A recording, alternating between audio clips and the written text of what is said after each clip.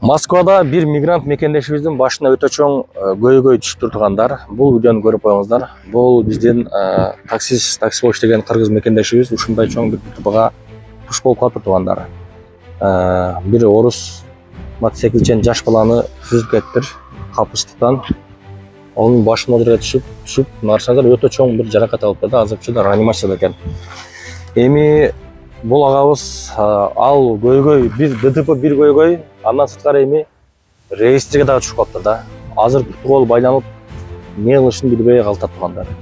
Айла жоктон ушул жардам сурап чыгат да, эч ким жыргагандан чыкпайт. Бул акабыз дагы 3 жыл эме такси иштейт экен. Эртең чыкканда мен дагы ушул өзүмө окшогон ДТП болгондорго акча кайтарып жүргөм дейт, балким мен деле башыма түшүп калат депчи. Бүгүн ушул акабызга башына түшүп кетип калыптыр ушундай неме тургандар, кайгылуу окуя. Колдон келсе бир жардам бере берели. Биздин мекендешибиз, кыргызыбыз, ордошубуз ушундай учурда бир мындай таштап койбой турган да.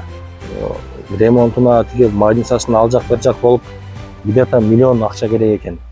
Бирок миллион деле көп акча керек го дейм да. Көрүп аткан болсоңуз, чын жүрөктөн мындай садака кылып коюңуз, ана бир 500 рубль, же болбосо 100 рубль, же 50 рубль.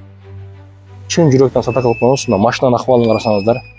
Ушул машинанын ээси кыргыз экен, бирок ушул кыргыз мекендешибизге да рахмат. Ошо азыркы учурда положениясын түшүнүп, баягындай кылат экен. Мейли аренда албай эле коеюн, ишимди бүтүрүп ал депчи.